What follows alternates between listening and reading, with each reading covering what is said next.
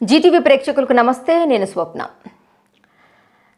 తెలంగాణ కుంభమేళాగా చెప్పుకునేటువంటి అతిపెద్ద జాతర మేడారం శ్రీ సమ్మక్క సారలమ్మ జాతర ఫిబ్రవరి 21 నుండి మొదలై తిరిగి అమ్మవార్ల వనప్రవేశం 24వ తేదీతో ముగుస్తుంది.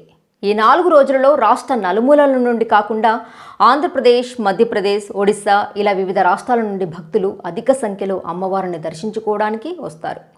ఈ జాతర సమయంలో అమ్మవార్ల దర్శనానికి లక్షలాది భక్తులు వస్తూ ఉంటారు. కాబట్టి కొందరు భక్తులు ముందస్తుగానే ఆరోగ్య పరిస్థితుల దృష్ట్యా లేదంటే వయసు సహకరించకపోవడం వల్లనో చిన్నపిల్లలతో దర్శనానికి ఇబ్బంది అవుతుంది అన్న కారణంగానో నెల రోజుల ముందు నుండే అమ్మవార్ల దర్శనానికి బయలుదేరుతున్నారు.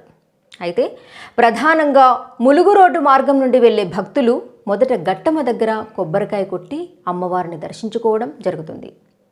అమ్మవారి ప్రాంగణంలో ఎంత శుభ్రంగా ప్రశాంతంగా ఉందో గుడి ప్రాంగణంలో ఉన్న మరుగుదొడ్లు శుభ్రత మాత్రం గాలికి వదిలేశారు అనేది ఈ వీడియో చూస్తే మీకే అర్థమవుతుంది.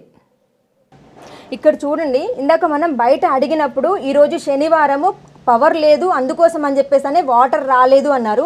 వాటర్ ఈ ఒక్కరోజు రాకపోతే కనుక, శుభ్రం అనేది ఈ ఒక్కరోజు చేయకపోతే కనుక ఇక్కడ అన్నం మెతుకులు బూజు పట్టేసి లోపలంతా మీరు చూసినట్లయితే భక్తులు ఎంతోమంది తెలంగాణ కుంభమేళాగా చెప్పుకునేటువంటి జాతర ఏదైతే ఉందో లక్షలాది ప్రజలు వస్తూ ఉంటారు. ప్రధానంగా మన గట్టమైసమ్మ దగ్గరికి ముందు దర్శనం చేసుకున్న తర్వాతే మనకి సమ్మక్క సారక్క గద్దెల దగ్గరికి వెళ్తారు. మరి ఇక్కడ మీరు చూడండి, ఆ హౌస్లో వాటర్ ఎలా ఉన్నాయనేది, బాత్రూంలో కూడా చూద్దాం ఎలా ఉన్నాయనేది.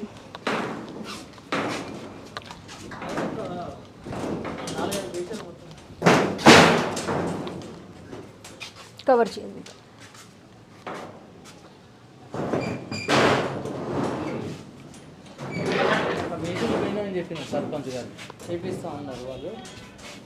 ఒకసారి లోపల కొంచెం అట్లా వెళ్ళి అటు నుంచి కూడా కవర్ చేయండి.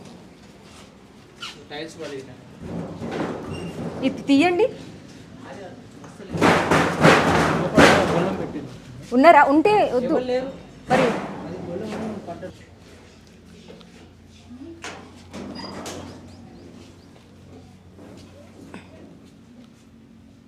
వాటర్ ట్యాంక్ లేదు, వాటర్ లేదు సప్లై.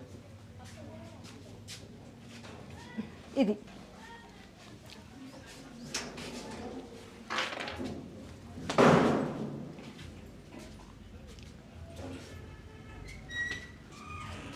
పక్క కూడా క్లీన్ చేయించండి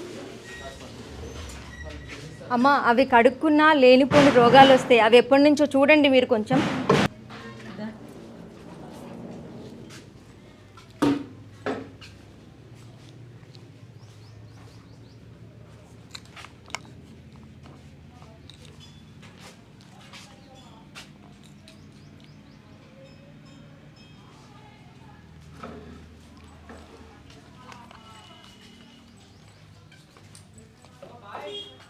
చూసారు కదమ్మా మీరు? ఒక్కసారి అటు చూడండి. ఇది ప్రధానంగా ఉన్నటువంటి పరిస్థితి.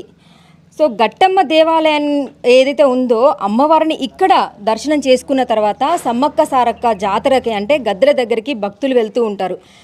మరి ఇక్కడ చూసినట్లయితే చాలా అసలు బాత్రూమ్స్ యూజ్ చేసుకుందామన్నా కూడా డోర్లు సరిగ్గా లేక, బాత్రూమ్ ఎక్కడ అసిద్ధం అక్కడే ఉండిపోయి, నీళ్ళ ఫెసిలిటీ లేదు. ఇక్కడ అడిగితేనేమో స్థానికంగా ఇక్కడ ఎవరైతే అమౌంట్స్ తీసుకుంటారో వాళ్ళని అడిగితే ఇక్కడ సర్పంచ్ కానీ వీళ్ళు కానీ ఎవరు కూడా మాకు అమౌంట్స్ ఏమీ పెట్టట్లేదు, వాళ్ళు ఏం శాంక్షన్ చేయకపోతే మేమేం చేయగలము అని చెప్పేసి అని అంటున్నారు.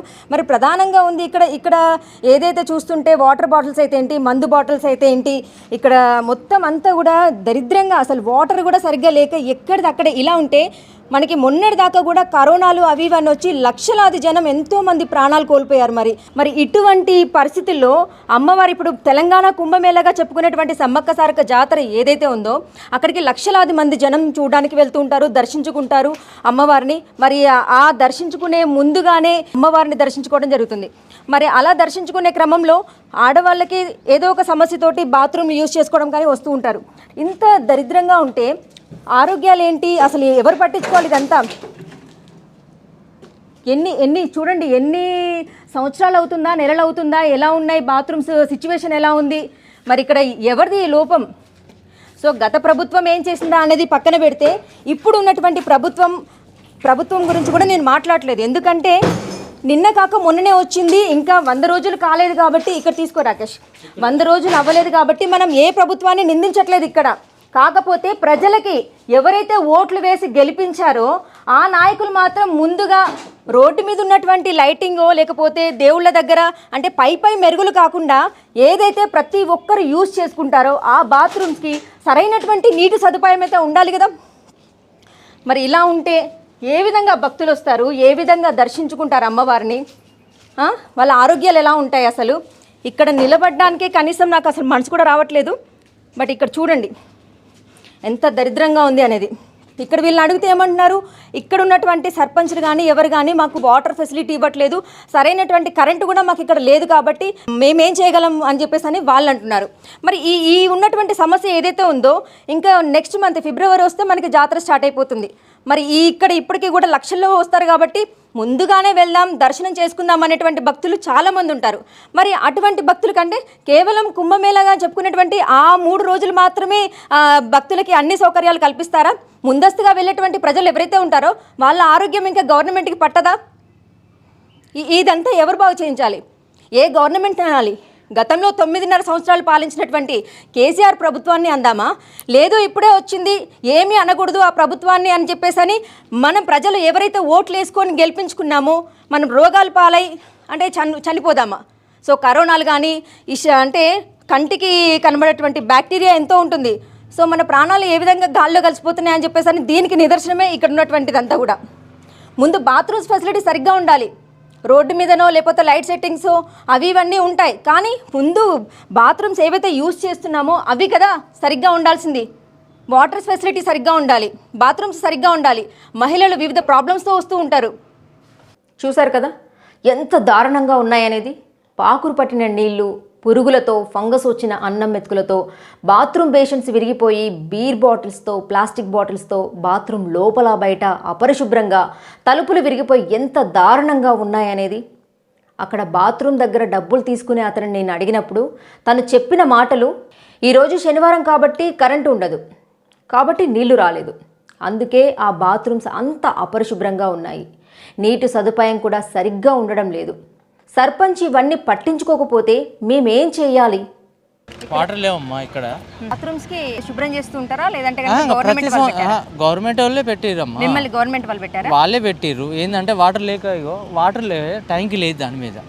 మేమేం చేస్తామమ్మా? గట్టమ్మ. అవును, గట్టమ్మ కాడ సర్పంచ్ గారు వాళ్ళు వీళ్ళు చూస్తారు. ఇక్కడ సర్పంచ్ ఎవరు? ఆయన పేరు అంత ఐడియా లేదు. మరి మిమ్మల్ని పెట్టింది ఎవరు? ఇక్కడ సర్పంచే పెట్టారు. సర్పంచ్ ప్రతి సంవత్సరం మేమే చేస్తాం. గట్టమ్మ దగ్గర ఇక్కడ ఈ ఏరియాలో ఉండేటువంటి సర్పంచ్ మిమ్మల్ని ఇక్కడ పెట్టారు, ఇక్కడ బాత్రూమ్స్ దగ్గర. సో బాత్రూమ్స్ చాలా చండాలంగా ఉన్నాయి. చండాలంగా ఉన్నా అంటే వాళ్ళు చూసుకోవాలి కదమ్మా. వాళ్ళు సర్పంచ్ వచ్చి చూసుకుంటారా? చూసుకున్నా అంటే ఏం సప్లై లేని కడిగి ఏంది ఏమని ఇస్తే కదా, వాళ్ళు ఏమన్నా మెటీరియల్ ఇట్లా ఏమైనా ఇప్పించి కడిగిస్తే మేము కడుగుతాం. అంటే ఇప్పుడు మీరు వచ్చిపోయే వాళ్ళందరూ కూడా రుబాబుగా డబ్బులు వసూలు చేస్తున్నారు కదా? ఉంటుందమ్మా, రుబాబుగా ఏం చేయరు. పని చేసినోడు రుబాబుగా అడగాడు. అవును, రుబాబుగా ఎవరు అడగారు. ఇప్పుడు నేను ఇందాక బాత్రూమ్స్ చూసి వచ్చాను అంతే. ఎంత చండాలంగా ఉన్నాయంటే ఆ బాత్రూమ్ ఎక్కడిదక్కడే ఉంది. నీళ్లు వినండి వినండి వినండి నీళ్లు కూడా చాలా చండాలంగా ఉన్నాయి. సరే ఇక్కడ సర్పంచ్ మీకు అన్ని సదుపాయాలు ఏవి కూడా మీకు కావాల్సింది నీళ్లు సదుపాయం కానీ కాదు. ఇక్కడ టెండర్లు పడితేనే వాళ్ళకు అప్పుడు అమౌంట్ వస్తుంది. గవర్నమెంట్ వాళ్ళకి పైసలు ఇస్తుంది. వాళ్ళు ఏం చేయాలంటే ముందు బిల్లు పెట్టుకోవాలి. వాళ్ళు ఫస్ట్ ఇక్కడ పని చేయించాలి. మనం ఏం చేస్తాం దానికి? పని చేసేటోళ్ళు మనం ఏమైనా రూపాయలు పెట్టుకుంటామా మేడం? సర్పంచ్ ఎవరో మీకు తెలియదు. ఇక్కడ మీరు నీట్గా చేయట్లేదు. మరి డబ్బులు ఇచ్చే దగ్గర వాళ్ళు వచ్చి బాగలేదు అని చెప్పి బయటకు వస్తుంటే మర్యాదగా మాట్లాడుతున్నారా లేదంటే ర్యాష్గా మాట్లాడుతున్నారా? ర్యాష్గా ఏమున్నాయి మేడం, మర్యాదనే మాట్లాడుతాం. ఇందాక నేను తనతో మాట్లాడినప్పుడు ఇందాక మీరు ఏమన్నారు? ఇందాక ఒక్కసారి గుర్తుపెట్టుకోండి, ముందు మీకు రైట్స్ ఉంది. మీకు ప్రతి ఒక్కటి కూడా ఎవరైతే బాత్రూమ్కి వస్తున్నారో డబ్బులు లేకపోతే గల్ల పట్టుకొని వసూలు చేసే రైట్స్ మీకుంది. ఎందుకంటే దాంట్లో వినండి లక్షలు కాదు కోట్లు కాదు మీకు ఇవ్వాలి కూడా. ఎవరైతే బాత్రూమ్లు యూజ్ చేస్తున్నారో మీరు నీట్గా ఉంచితే తప్పకుండా మీకు డబ్బులు ఇచ్చే వెళ్ళాలి. కానీ ఇప్పుడు చూడండి బాత్రూమ్స్ పొజిషన్ ఎలా ఉంది అనేది. కరెక్టే, అక్కడ నీటి సదుపాయం లేకపోతే డబ్బులు వసూలు చేసుకునే అతను ఏమి చేయలేడు. కానీ అక్కడ గుడికి వచ్చేవారు కాళ్ళు కడుక్కోవడానికి ట్యాంకులోకి వచ్చిన నీళ్లు మహిళలు ఉపయోగించుకునేటువంటి మరుగుదొడ్లకి నీళ్ళు ఎందుకు రావు? సాధారణంగా ఎవరు కూడా బయట ఉన్నటువంటి బాత్రూమ్స్ ఉపయోగించుకోవడానికి ఇష్టపడరు. కారణం అపరిశుభ్రంగా ఉంటాయని. కానీ అత్యవసర పరిస్థితుల్లో మహిళలు బాత్రూమ్స్ని ఉపయోగించుకోవాలన్నప్పుడు ఎలా ఉపయోగించుకుంటారు? ఇలా ఫంగస్ వచ్చి పురుగులతో ఉన్న నీటిని అత్యవసర పరిస్థితుల్లో ఉపయోగిస్తే ఆ మహిళ ఆరోగ్య పరిస్థితి ఏంటి? అంటే కేవలం జాతరకి ఆ 4 రోజులైనా హంగులు ఆర్భాటాలు? తెలంగాణ కుంభమేళాగా చెప్పుకునేటువంటి శ్రీ సమ్మక్క సారళక్క జాతరకి కిక్కిరిసిన జనం వస్తారు. కేవలం ఆ 4 రోజులైనా శుభ్రత పాటిస్తూ సౌకర్యాలు ఏర్పాటు చేసేది?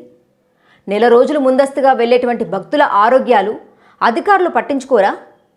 ఈ జాతర కోసం రాష్ట్ర ప్రభుత్వం 75 కోట్లు మంజూరు చేసిందని, అలాగే endowment state commissioner Anil Kumar కూడా దేవాదాయ శాఖ నుండి అదనంగా 4 కోట్లు ఇవ్వబోతున్నట్లు తెలిపారు.